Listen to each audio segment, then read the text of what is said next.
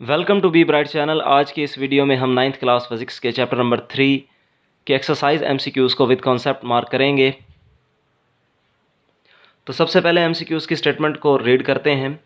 Newton's first law of motion is valid only in the absence of. तो इस statement में वो कहता है कि Newton first law of motion जो है वो कब वैलिड होगा, किसकी गैर मौजूदगी में। तो ऑप्शन ए हमारे पास है फोर्स, ऑप्शन बी हमारे पास है नेट फोर्स, ऑप्शन सी हमारे पास है फ्रिक्शन और ऑप्शन डी हमारे पास है मोमेंटम। तो अगर हम according to Newton's first law of motion की डेफिनेशन के मुताबिक अगर हम देखें, a body continues its state of rest और uniform motion provided no net force acts on it. तो इसमें यह बताया गया है कि कोई भी बॉडी जो है वो अपनी मोशन को अगर वो रेस्ट यानी अपनी हालत को अगर वो रेस्ट में है तो रेस्ट में रहना चाहेगा, अगर मोशन में है तो मोशन में रहना चाहेगा, अनटिल के उसके ऊपर कोई जो है वो एक्सटर्नल फोर्स या नेट फोर्स जो है उसके ऊपर एक्ट ना करे। तो इसका जो राइट ऑप्शन हमारे पास होगा वो ऑप्शन बी होगा, नेट फोर्स। इसको आप मार्क करेंगे। उसके बाद सेकंड जो एमसीक्यूज़ की स्टेटमेंट है उसको रीड करते हैं। Inertia depends upon. तो इसमें वो कहता है कि इनर्शिया जो है वो किस चीज़ के ऊपर डिपेंड करता है। ऑप्शन ए हमारे पास है फोर्स, ऑप्शन बी हमारे पास है नेट फोर्स, ऑप्शन सी है मास और ऑप्शन डी हमारे पास है वेलोसिटी। तो जहाँ पर ये इनर्शिया का टॉपिक है पीछे मैं आपको दिखा देता हूँ। ये इनर्शिया का टॉपिक हमारे पास है पेज नंबर 58 पर। तो इसमें जो है बताया गया है कि गैलीलियो ने जो है वो इस चीज़ को ऑब्ज़र्व किया था कि जो स्मॉलर ऑब्जेक्ट्स हैं उनको मूव करवाना जो है वो निस्बतन आसान होता है हैवियर के मुकाबले में। इसी तरह से न्यूटन ने जो है वो रिलेट किया है इनर्शिया को मैस के साथ, यानी जिस चीज़ का मैस जितना ज़्यादा होगा उसका इनर्शिया भी उतना ही ज़्यादा होगा। तो इस लिहाज से हम ये कह सकते हैं कि इनर्शिया जो है वो डिपेंड करता है मैस के ऊपर। तो इसका जो राइट आंसर होगा हमारे वो ऑप्शन सी होगा, मैस। यानी इनर्शिया जो है वो डिपेंड करता है मैस के ऊपर। इसके बाद थर्ड एमसीक्यूज हमारे पास है। A boy jumps out of a moving bus, there is a danger for him to fall. इस स्टेटमेंट में वो कहता है कि एक लड़का जो है वो एक चलती हुई बस से जंप लगाता है, तो उसके लिए सबसे ज़्यादा ख़तरा जो है वो किस वक्त होगा। तो यहाँ पर मैंने एक रफली एक बस को ड्रा किया है। तो इसमें यहाँ पर हम देखते हैं कि किस पोजीशन के अंदर जो है उसको सबसे ज़्यादा ख़तरा होगा कि अगर वो उस तरफ जो है वो जंप करता है। तो ऑप्शन ए हमारे पास है टूवर्ड द मूविंग बस। अब हम मान लेते हैं कि बस जो है वो इस डायरेक्शन में मूव कर रही है, ठीक है। तो टूवर्ड्स द मूविंग बस यानी बस की तरफ मूव करना, तो ये तो इतना ज़्यादा ख़तरनाक नहीं होगा और पॉसिबल भी नहीं होगा। उसके बाद अगर हम बी को देखें तो ऑप्शन बी हमारे पास है अवे फ्रॉम द मूविंग बस, यानी मूविंग बस से लेफ़्ट या राइट की तरफ जंप लगाना, वो भी इतना ज़्यादा ख़तरनाक नहीं होगा। जबकि सी ऑप्शन जो हमारे पास है इसमें वो कहता है in the direction of motion, यानी जिस डायरेक्शन में लेट्स सपोज कि अगर वो इसी डायरेक्शन में ही मूव कर रही है तो अगर वो इसी डायरेक्शन के अंदर जंप करता है तो ये उसके लिए सबसे ज़्यादा ख़तरनाक होगा, क्योंकि वो जंप भी करेगा और उसी डायरेक्शन में जो है वो बस भी आ रही होगी। तो ये सी ऑप्शन जो है वो सबसे ज़्यादा उसके लिए ख़तरनाक होगा कि वो in the direction of motion जो है वो जिस डायरेक्शन में बस मूव कर रही है उस डायरेक्शन में अगर वो जंप करता है तो सी ऑप्शन जो है वो राइट ऑप्शन होगा। और डी ऑप्शन हमारे पास है opposite to the direction of motion, यानी डायरेक्शन ऑफ मोशन अगर इस तरफ है तो वो पीछे की तरफ जंप करे तो वो भी इतना ज़्यादा उसके लिए खतरनाक नहीं होगा। तो सी ऑप्शन जो है वो इसका राइट ऑप्शन होगा। तो इसको आप मार्क करेंगे। उसके बाद फोर्थ एमसीक्यूज़ की स्टेटमेंट को रीड करते हैं और ये इंतहाई अहम और कंसेप्चुअल हमारे पास एमसीक्यूज़ है और बच्चे जो हैं वो इसमें हमेशा गलती करते हैं। इसको हम न्यूमेरिकली सॉल्व भी करेंगे और उसके बाद इसका जो है वो आंसर हम लगाएंगे। A string is stretched by two equal and opposite forces 10 Newton each. यहाँ पर वो कहता है कि एक रस्सी को दो तरफ से जो है वो खींचा जा रहा है, उसके दोनों एंड्स पर जो है वो एक 10 न्यूटन की फोर्स को लगाया जा रहा है। उसके बाद वो कहता है कि the tension in the string is, तो उस रस्सी के अंदर जो है वो टेंशन कितनी होगी। तो इस एमसीक्यूज़ को जो है वो हम इसी बुक के अंदर मौजूद एक टॉपिक से रिलेट करके फिर उसको समझते हैं। ये पेज नंबर 64 पर हमारे पास एक डायग्राम दिखाई गई है और इसके साथ इसका टॉपिक भी यहाँ पर मौजूद है। यहाँ पर अब ये है कि एक स्ट्रिंग है जो कि फ्रिक्शनलेस पुली के ऊपर से पास हुई हुई है। इसके दोनों एंड्स के ऊपर जो है वो ब्लॉक्स अटैच हैं उस स्ट्रिंग के साथ। तो और इन ब्लॉक्स का जो वेट है वो डाउनवर्ड एक्ट करेगा और एक तरह का इसके ऊपर जो है वो टेंशन क्रिएट करेगा दोनों एंड्स के ऊपर। मान लेते हैं कि इन दोनों का इसी तरह से अगर हम कंपेयर करते हुए एक डायग्राम आगे ड्रा करते हैं। अब उसी तरह से यहाँ पर मैंने एक डायग्राम को ड्रा किया है कि एक फ्रिक्शनलेस पुली के ऊपर से दो हमारे पास जो है वो एक स्ट्रिंग पास हुई है, उसको दोनों एंड्स के ऊपर जो है वो दो ब्लॉक्स जो है वो अटैच किए गए हैं और उनका वेट जो है वो डाउनवर्ड एक्ट कर रहा है। अब हम मान लेते हैं कि उनका वेट जो है वो फ़र्ज़ किया कि 10 न्यूटन हमारे पास है दोनों तरफ, तो वेट और टेंशन जो है वो दोनों तरफ क्या होगा, इक्वल होगा। तो यहाँ पर इनका वेट जो है वो डाउनवर्ड एक्ट करेगा। अब इस तरह से दोनों तरफ उस स्ट्रिंग के जो है वो 10 न्यूटन की फ़ोर्स एक्ट कर रही है। अब यहाँ पर हम ये देखेंगे कि दोनों का वेट हमारे पास गिवन है, जबकि यहाँ पर जो है हमने देखना है कि उस रस्सी के अंदर टोटल टेंशन कितनी होगी, the tension in the string, ये हमने फाइंड आउट करनी है। तो इसके लिए मैं इसके साथ इसका टेंशन का एक फार्मूला भी दिखा देता हूँ इसी टॉपिक के अंदर जो मौजूद है हमारे पास। इस टॉपिक से रेलेवेंट जो है वो टेंशन अगर हमने फाइंड आउट करनी है तो इसका फार्मूला यहाँ पर हमारे पास मौजूद है, T is equal to 2m1m2 divided by m1 plus m2 multiply by g। तो इस फार्मूले के ज़रिए से हम उस रस्सी के अंदर जितनी टेंशन होगी, उस स्ट्रिंग के अंदर जितनी टेंशन होगी, इसको कैलकुलेट कर सकते हैं। अब जैसे कि मैंने आपको बताया था कि यहाँ पर हमारे पास वेट गिवन है, दोनों जो ब्लॉक्स हैं या जो भी चीज़ें हमने इसके साथ अटैच की हैं, तो हमें जबकि फार्मूले में जो अभी हमने देखा था उसमें मैसेज जो है वो गिवन है, तो हम यहाँ वेट से जो है वो पहले मैस को कैलकुलेट करेंगे और उसके बाद जो है इस स्ट्रिंग के अंदर जितनी टेंशन होगी उसको कैलकुलेट करेंगे। उसको कैलकुलेट करने का तरीका मैं आपको दिखा देता हूँ, सॉल्व कर देता हूँ। अब जैसे कि मैंने आपको जो फार्मूला बताया था, T is equal to 2m1m2 divided by m1 plus m2 multiply by g।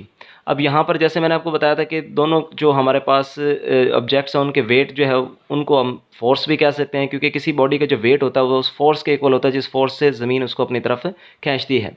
तो W is equal to F1 F2, यानी जो दोनों के वेट्स हैं वो F1 और F2 के हम जो है वो इक्वल ले सकते हैं, या वेट को भी फोर्स के इक्वल लिया जा सकता है। तो इस तरह से दोनों का जो वेट हमारे पास है वो 10 न्यूटन है। तो उसका अगर हमने मैस निकालना है तो वेट और मैस की जो कन्वर्जन के लिए हमारे पास जो फार्मूला होता है वो है W is equal to mg, और अगर हमें m चाहिए तो g इधर आकर क्या हो जाएगा, डिवाइड हो जाएगा।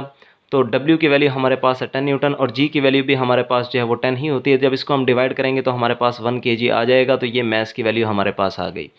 उसके बाद m1 और m2, क्योंकि दोनों जो है वो ब्लॉक्स एक जैसे हैं जो हमने उस स्ट्रिंग के साथ अटैच किए हैं, तो उन दोनों का मैसेज जो है वो बिलतरतीब 1 kg ही होगा। अब इस फार्मूला के अंदर जो ऊपर मैंने लिखा है इसके अंदर अगर उनकी वैल्यूज़ को पुट हम करते हैं, 2m1 का मैस भी हमारे पास 1 kg है, m2 का भी 1 kg है, और नीचे भी इसी तरीके से m1 और m2 की जगह हम 1 1 लिखेंगे, तो और इसको अगर हम मल्टीप्लाई करते हैं तो ऊपर 2 आएगा, और इसी तरीके से 1 + 1 नीचे हमारे पास 2 आ जाएगा, मल्टीप्लाई बाय हमारे पास ये g की वैल्यू होगी इस फार्मूला के अकॉर्डिंग। तो 2 2 से कैंसिल हो जाएगा, तो जो आंसर हमारे पास आएगा वो 10 न्यूटन आएगा। तो इस तरह से हम इसको न्यूमेरिकली हमने इसको कंसेप्चुअली सॉल्व किया है, तब जाकर जो हमारे पास टेंशन इन द स्ट्रिंग जो हमारे पास आई है वो 10 न्यूटन आई है। तो इसका जो राइट ऑप्शन हमारे पास होगा वो 10 न्यूटन होगा, ऑप्शन सी जो है वो इसका राइट आंसर होगा। इसको आप मार्क करेंगे। अब ये देखें हमने बिल्कुल इसको कंसेप्चुअली न्यूमेरिकली इसको हमने सॉल्व किया, फिर उसके बाद हमने इसका जो है वो आंसर 10 न्यूटन ड्राइव किया है। अब इसमें किसी किस्म का कोई रट्टा नहीं है, हमने इसको न्यूमेरिकली सॉल्व किया और उसके बाद हमने इसके आंसर को जस्टिफाई किया है। उसके बाद 5th MCQs हमारे पास है the mass of a body. इसमें वो कहता है कि मैस ऑफ बॉडी के साथ क्या होगा, कि वो तब्दील होगा, रिमेन कांस्टेंट रहेगा, या उसमें कमी आएगी। उन ऑप्शंस को देखते हैं।